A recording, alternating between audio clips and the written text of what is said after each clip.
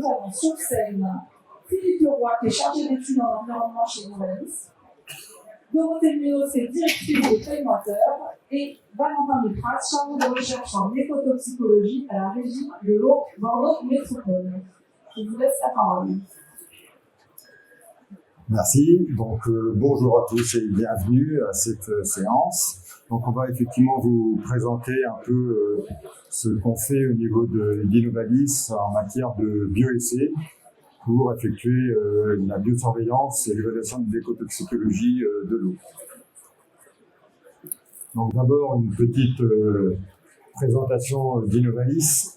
Innovalis, c'est un groupement public de laboratoires, on est sous forme de GIP, groupement d'intérêt public.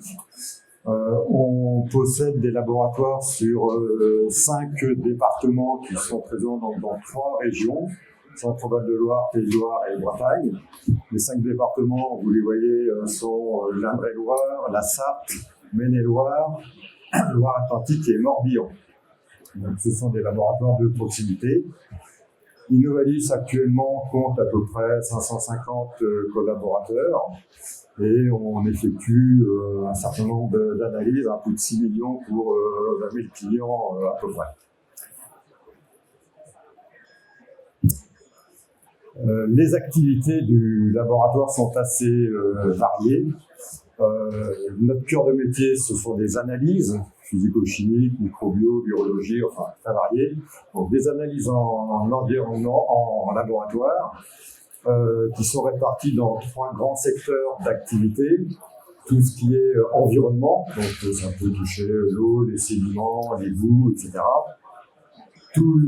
La filière agroalimentaire, de la fourche à la fourchette, comme on dit. Donc les produits alimentaires, et puis tout le secteur santé animale, biologie vétérinaire. Donc ça, c'est les 3 grands secteurs d'analyse. Et puis on a effectivement d'autres prestations qui sont la réalisation de prélèvements ou de collecte d'échantillons sur site, les mesures de terrain qui sont associées, et également des prestations de type formation, audit et conseil, orienté surtout dans le domaine alimentaire, mais pas essentiellement. Alors, juste avant de passer la parole à Dorothée, les bioessais à Innovalis, on en faisait déjà un certain nombre et on avait effectivement un partenariat depuis quelques années avec la société Tamwater. Et in fine, dans l'été 2024, on a racheté l'activité bioessai du laboratoire Tamwater et donc intégré complètement, notamment sur le site de Nantes, à la fois le matériel et les moyens humains de la société Tamwater, donc qui maintenant fait partie intégrante, on va dire, du laboratoire Innovalis. Et donc je vais passer la relais à Dorothée Munoz qui va vous introduire sur les notions de bioessai. Bonjour à toutes et à tous. Dorothée, voilà, maintenant vous me connaissez un petit peu. Donc moi je vais vous parler toxicité de l'eau et en tentant d'essayer de répondre à une question et vous montrer comment on essaye de répondre à cette question. Une eau est-elle toxique? Cette question, l'homme se la pose, l'homme avec un grand H, depuis un certain nombre d'années. Alors déjà, qu'est-ce que c'est que la toxicité? La toxicité, c'est la capacité d'une substance à induire un effet nocif sur le vivant. Donc déjà, dans la définition, on a la clé. On a l'outil d'évaluation. L'outil d'évaluation de la toxicité, ça va être le vivant. Il n'y a pas d'autre méthode aujourd'hui. Donc, quand on prend un peu l'échelle du temps, des outils que l'homme a mis en œuvre pour essayer de répondre à cette question, eh bien, on part à l'Antiquité avec des bioessais humains, des goûteurs, des gens qui, à leur insu ou pas, permettaient de savoir si l'eau ou les aliments consommés pouvaient induire un effet toxique. Pas très éthique. Donc avec le temps, les outils se sont un petit peu améliorés. Des outils de bon sens, avec l'observation du milieu naturel, notamment au Moyen-Âge, mais encore très récemment. Et puis heureusement maintenant, avec les progrès scientifiques et technologiques, on a des outils fiables, solides, qui nous permettent de pouvoir vraiment répondre à cette question. Et le bioessai est cet outil. Alors, pourquoi, avec toutes les technologies qu'on a déjà, on est obligé d'utiliser les bioessais? Alors, notamment pour évaluer la qualité d'une eau. Donc, on a choisi pour illustrer cette approche globale d'études de la qualité d'une eau, l'image de l'iceberg. C'est une image qui est prise d'ailleurs dans plein de sujets, mais c'est vrai qu'elle se prête bien à notre sujet. Donc, l'iceberg que l'on voit, donc la phase émergée de l'iceberg, ça peut correspondre aux substances chimiques que l'on connaît et donc que l'on recherche. Pour chercher quelque chose dans un laboratoire, il faut savoir ce qu'on cherche. Donc voilà, ça c'est bien, ça correspond bien au cadre réglementaire, c'est intéressant. Néanmoins, dans l'eau, il y a des substances qui sont alors connues mais pas du tout systématiquement recherchées, ou alors clairement pas connues et donc pas recherchées. Et dans les substances qui sont présentes, notamment comme des micropolluants, on constate que ces substances présentes, même à des seuils très bas, ensemble, peuvent générer un impact sur le vivant. C'est ce qu'on va appeler le fameux effet cocktail. Et donc, si on veut être juste dans une approche globale, il est quand même intéressant de mesurer cet iceberg dans sa globalité, donc avec ce qu'on connaît et avec ce qu'on ne connaît pas. Alors bien sûr, on peut, dans ce qu'on ne connaît pas, établir des listes et des listes de molécules à aller rechercher. Ça coûte très cher, les laboratoires sont très contents, mais ça risque de ne pas répondre à votre question. Donc, on a la chance d'avoir des outils comme les bioessais qui font le rôle d'intégrateur. Ce serait dommage de s'en priver. Alors, j'ai un cas concret pour illustrer cet iceberg. Là, c'est classique, hein, c'est des sujets qu'on a nous tous les jours. Une rivière en apparence parfaite, un cours d'eau, une usine exemplaire d'un point de vue réglementaire avec une réglementation appliquée à la lettre et puis des polluants qui sont dans les clous, qui correspondent bien au seuil qu'on attend.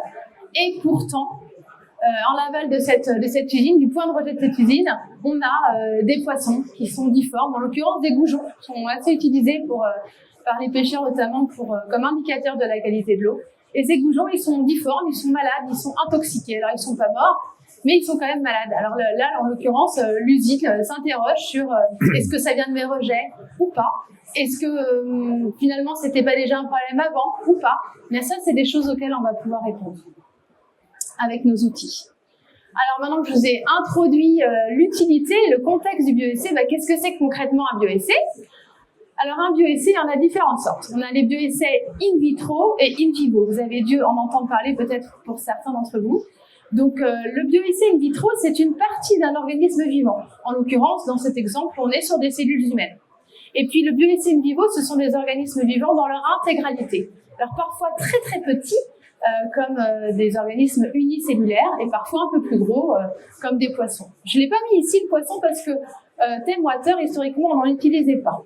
Après, Philippe vous présentera des exemples concrets. Ce qui est intéressant dans cette approche de bioessai, je ne sais pas si on voit bien ce que je suis pas très grande, mais quand même un peu. Ce qu'on souhaite avec ces bioessais, c'est qu'ils soient représentatifs du vivant. La toxicité, je l'ai dit tout à l'heure, elle va se mesurer à travers son impact sur le vivant. Et le vivant, c'est pas que l'homme, c'est pas que le modèle animal, c'est le modèle végétal, donc animal, mais aussi les levures, les champignons et les bactéries qui sont des règnes différents. Et ce qui est intéressant, c'est bien de regarder l'impact sur l'ensemble de ces modèles et pas uniquement sur un prisme. Et c'est pour ça qu'on s'amuse, entre guillemets, à les utiliser en panel en fonction des applications de nos clients. Donc, au niveau des applications, elles sont très diverses. On a des clients qui ont des besoins très précis. Ils veulent savoir si oui ou non, ils ont un impact lié à des pesticides dans leur eau. Donc là, on va utiliser certains bioessais. D'autres, ça va être des hydrocarbures, effectivement, en fonction de leur activité, en fonction de la nature de leur activité et du contexte dans lequel est faite leur activité. Sur des eaux potables ou sur des eaux d'usine, on n'a pas les mêmes problématiques. Les médicaments, c'est évidemment un sujet. L'effet cocktail, bien sûr, alors là, c'est un peu plus compliqué. Enfin, on va pouvoir le mesurer, nous, l'évaluer avec ce qu'on appelle notre test de toxicité générale, qui utilise les 5 bioessais que je vous ai montrés précédemment, pour voir si effectivement on peut recenser ce fameux effet cocktail. Puis on a des demandes très spécifiques sur l'effet perturbateur endocrinien. Tout simplement, est-ce qu'on va retrouver un effet perturbateur endocrinien dans notre eau? Eh bien, on va pouvoir y répondre grâce au bioessai. Et puis tout ce qui va être reprotoxicité et génotoxicité, c'est pareil. On va utiliser certains bioessais et on va pouvoir répondre à cette question. Alors, il y a d'autres bioessais. Et je vais laisser maintenant Philippe, maintenant que vous êtes super calé sur les bioessais, je laisse Philippe rentrer un peu plus en détail et voir comment, avec la physico-chimie, il peut vraiment répondre à une approche globale de la qualité de l'eau. Voilà, donc les différents types de bioessais qu'on utilise sont faits pour évaluer soit l'écotoxicité générale, soit ce qu'on appelle l'écotoxicité spécifique, donc spécifique d'un mode d'action en fait. Donc en écotoxicité générale, on se base sur des organismes de type algues unicellulaires, lentilles d'eau, les bactéries, alors c'est souvent Escherichia coli, hein, des levures type Saccharomyces, des champignons, alors des champignons uni ou pluricellulaires, des microcrustacés, bon tout le monde connaît le test classique réglementaire d'AFNI, hein, des tests qui utilisent d'autres types d'organismes, type protifères, comme le Brachyolus, mais on fait aussi des tests sur plantes pour évaluer par exemple l'effet de certains sédiments pollués éventuellement sur la germination et la croissance des plantes.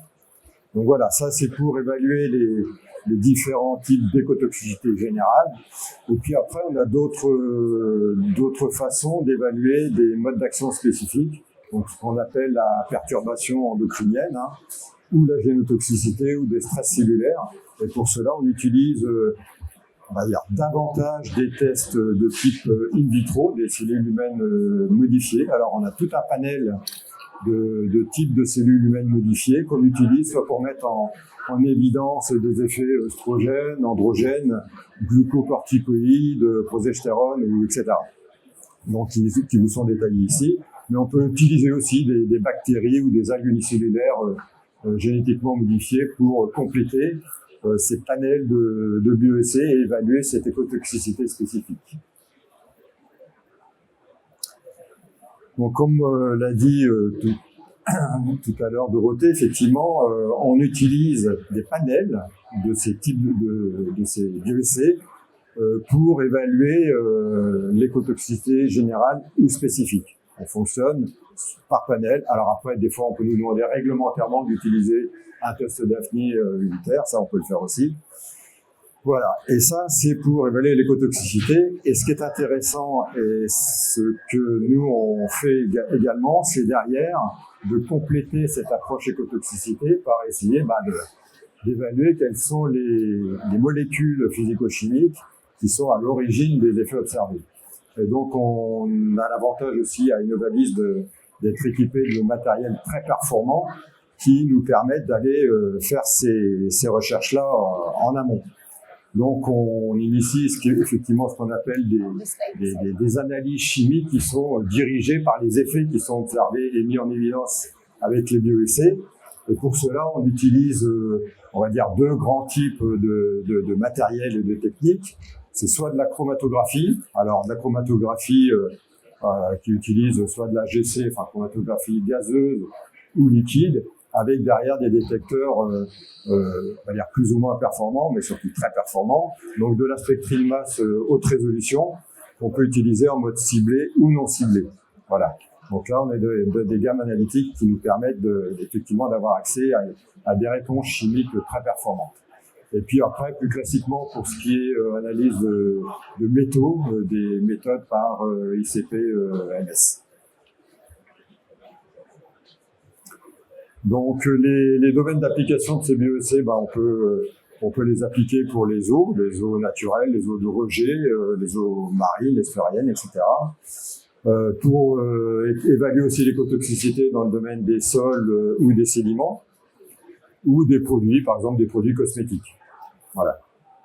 Et puis les clients sont très variés, des collectivités, des industries, des syndicats de bassins versants, d'alimentation en eau potable, différents organismes institutionnels ou des organismes de recherche.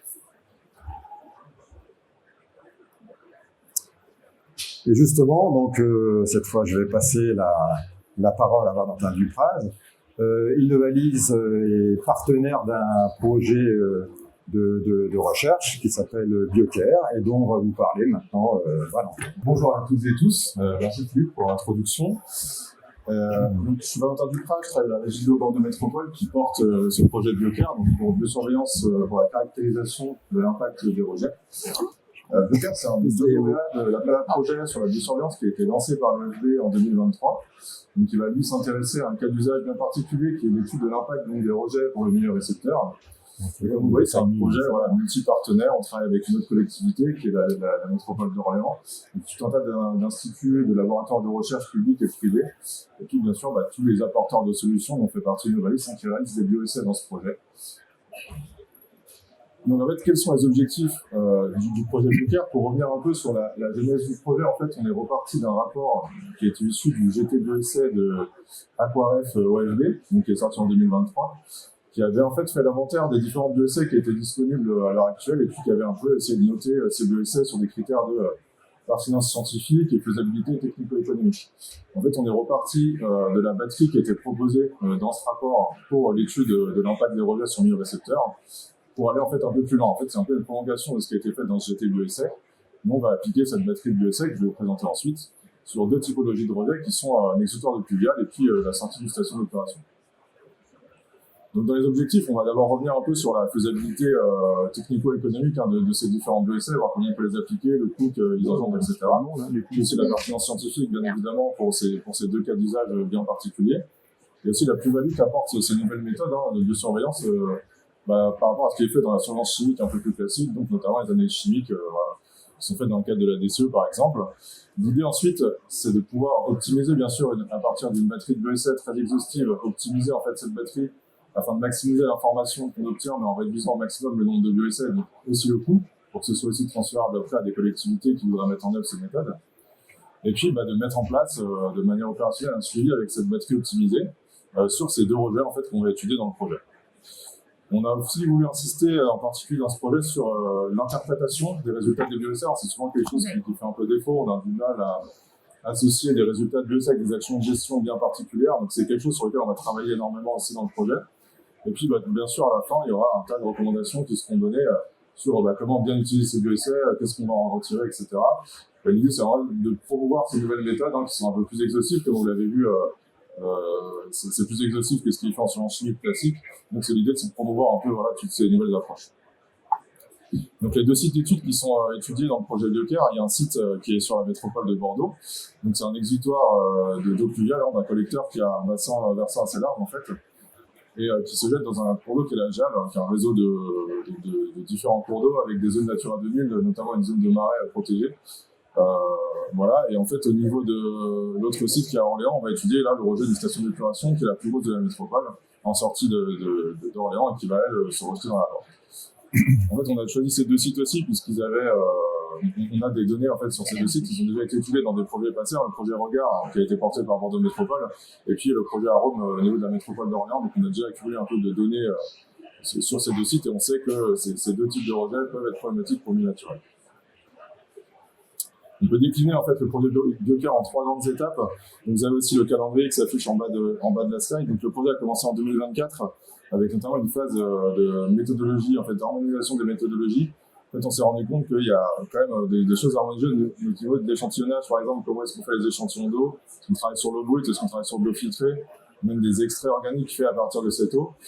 Même au niveau des analyses chimiques, des bioessais, on essaie d'harmoniser un peu ces méthodes-là et puis tester cette méthodologie sur d'abord en fait uniquement le rejet et le point aval du milieu naturel afin justement de faire déjà un premier tri dans les bioessais qu'on va utiliser donc, pour faire l'optimisation de la batterie dont je vous ai parlé avant en se basant sur des critères de sensibilité des bioessais pour les deux typologies de rejet, la faisabilité puis la pertinence scientifique. Donc là on est à peu près arrivé au terme de ces deux étapes et donc en 2025 on va lancer là la troisième étape qui va être vraiment d'appliquer cette batterie optimisée à la fois sur les sites amont-aval du rejet dans le milieu naturel et puis au rejet en lui-même. Et donc cette troisième étape va nous permettre déjà de caractériser mieux l'impact de ces rejets pour les milieux naturels concernés, et puis de faire un peu ce travail de comment est-ce qu'on interprète ces résultats, donner un peu une grille d'interprétation et des recommandations à l'utilisation de ces méthodes. Je vous remettrai rapidement la batterie complète de bioessais qui avait été réfléchie dans le cadre du projet. Pour reprendre les choses qui ont été présentées par Philippe juste avant, en fait on va avoir des bioessais qu'on va dire d'écotoxicité générale. Je ne vais pas les détailler ici, mais ce qui est important de voir, c'est qu'on a différents niveaux trophiques. On a des producteurs primaires avec les microalgues, des consommateurs primaires avec protifères, daphnies, aussi des embryons de poissons. Et puis on a un bioessai Gamar qui est lui un bioessai in situ. On va engager directement les organismes là dans le milieu sur les ponts amont-aval. On a aussi des bioessais donc d'écotoxicité spécifiques, donc qui sont des tests sur cellules qui vont pouvoir renseigner sur des effets de type perturbateurs endocriniens sur différentes hormones, oestrogènes, androgènes, des récepteurs qui sont un peu plus généraux ou xénobiotiques de manière générale, donc AHR, PXR par exemple. Et puis ensuite des bioessais in vivo qui vont avoir différentes voies d'activation hormonale, donc comme le test EASY, le test radar, voilà, des essais aussi sur la mutagénicité, la toxicité. En fait, on a un panel assez large qui se veut être à peu près exhaustif en fait des effets qu'on pourrait avoir en fait dans le milieu dû à ces deux types de rejets. Et c'est cette batterie-là qu'on va ensuite nous optimiser, donc garder certains bioessais et puis surtout réfléchir à un déploiement par phase, c'est-à-dire qu'on ne va pas faire systématiquement tous ces bioessais. Peut-être qu'on en fera certains si certains répondent, ou peut-être que si certains répondent pas, on en fera d'autres, mais en fait, on ne fera pas systématiquement tous ces bioessais parce que bien sûr, la faisabilité derrière technico-économique, enfin, ce sera pas évident et pas possible de le déployer pour les collectivités. Quelque chose dont j'en ai parlé, sur lequel on va mettre pas mal d'accent, c'est en général ce qu'on entend sur les bioessais, sur ces méthodes-là, c'est qu'on a du mal en fait à interpréter les données, on ne sait pas trop quoi faire des résultats. C'est quelque chose sur lequel on voudrait vraiment avancer avec le projet Biocare. Et donc pour revenir rapidement en fait sur une comparaison de ce qui est fait maintenant et ce qui est proposé par les outils de biosurveillance, si on regarde un peu la surveillance chimique classique, alors on va mesurer en fait des listes de substances individuelles, on va comparer les concentrations mesurées en fait à des normes de qualité environnementale. Ce qui permet bien sûr du coup une interprétation très opérationnelle, hein. Ça il n'y a pas de problème, mais c'est en fait on a une vision très fragmentée aussi. Pour reprendre l'image de l'iceberg qu'a montré Dorothée tout à l'heure, en fait on va voir que la partie émergée de l'iceberg. Et donc aussi on ne va pas prendre en compte l'effet cocktail, qui est pourtant en fait bien documenté aujourd'hui et qui est très important pour le diagnostic de la qualité des milieux. Donc ce que va permettre la biosurveillance, c'est une mesure de la toxicité globale, c'est-à-dire qu'on ne va pas se limiter à une liste de substances. Toutes les substances biodisponibles vont être en fait la toxicité de toutes les substances disponibles dans un échantillon va être évaluée. On a bien une prise en compte des effets d'interaction entre les substances en fait, et une vision intégrée des impacts. Pour les actions de gestion en fait qu'on met en place avec les résultats qu'on obtient par ces méthodes-là, c'est un peu plus difficile, mais il y a une nouvelle méthodologie donc, qui s'appelle les valeurs EBT, donc pour Effect Based Trigger Values. En fait, il faut voir ces valeurs EBT comme des valeurs analogues au NQE. C'est-à-dire qu'on va pouvoir en fait comparer les résultats des bioessais à des valeurs et donc avoir une interprétation opérationnelle des résultats de ces bioessais puisqu'on pourra juste comparer est-ce qu'on est en dessous du seuil, est-ce qu'on est en dessous de ces seuils-là, donc est-ce qu'il y a un souci ou pas. Et voilà, ça rend opérationnel en fait ces approches de surveillance. Donc pour l'ensemble des bioessais qu'on va réaliser, alors il y a certains bioessais pour lesquels il y a déjà des échelles d'interprétation, comme Biomed par exemple qui a fait beaucoup de travail sur l'interprétation des résultats avec une échelle avec différentes couleurs. Il y en a d'autres aussi qui sont développés. Ce qu'on va essayer de faire, nous, quand même, pour la plupart des bioessais, c'est d'harmoniser la méthode d'interprétation des résultats. Donc là, je ne rentre pas dans les détails, mais rapidement, en fait, ce qu'on fait, c'est qu'on va tester différentes gammes de concentration, soit d'échantillons en eau, soit d'extraits organiques faits à partir de l'eau, avoir des analyses dose-réponse, mesurer des équivalents bionétiques, c'est-à-dire exprimer la toxicité par rapport à une substance de référence qu'on connaît bien. Par exemple, pour les microbes, on va exprimer le résultat du bioessai en équivalent d'iron, qui est un herbicide qui est bien connu, dont on connaît la toxicité, et comparer ces valeurs-là à des valeurs EBT qui sont, elles, en cours d'élaboration. Ça reste une démarche expérimentale, mais il y en a déjà qui sont assez consolidées, donc, voilà, qui font l'objet de réflexions au niveau européen dans des groupes de travail. Et donc, pour avoir un peu cette interprétation opérationnelle des résultats des bioessais. Ce que ça permet, en fait, c'est que c'est une approche qui va pouvoir être aussi graduée, c'est-à-dire qu'on va être complémentaire aux suivis qui sont déjà réalisés au niveau de la surveillance chimique, donc des analyses chimiques qui sont réalisées dans le milieu. C'est adapté en fait aux contraintes et aux besoins des collectivités, puisque vous voyez, on travaille bien sur une réponse qui va être opérationnelle et qui va être en complément de ce qui est déjà fait. On va avoir des choses qu'on ne peut pas avoir avec des analyses chimiques classiques. Et bien sûr, dans le projet, j'en ai pas parlé ici, mais on fait aussi des analyses chimiques pour permettre, en fait, quand on identifie par exemple la toxicité avec un bioessai ou plusieurs bioessais, d'aller remonter en fait aux sources, d'où vient la toxicité en fait dans les bioessais, quelles sont les molécules responsables des effets qu'on observe. Donc ça, on va aussi étudier ça dans le projet Biocare. L'idée, c'est de pouvoir travailler derrière sur les actions de gestion, sur les sources de contamination évidemment. Donc voilà, moi j'en ai terminé pour le projet Biocare. Si vous voulez plus d'infos, bien sûr, ce sera possible. On va notamment présenter des résultats, notamment au congrès de l'AC à Toulouse en juin. Donc voilà, je vous invite à suivre ce projet si vous le souhaitez. Et n'hésitez pas à poser des questions, à me contacter ultérieurement. Et je repasse la parole ensuite à Philippe pour clôturer ce focus.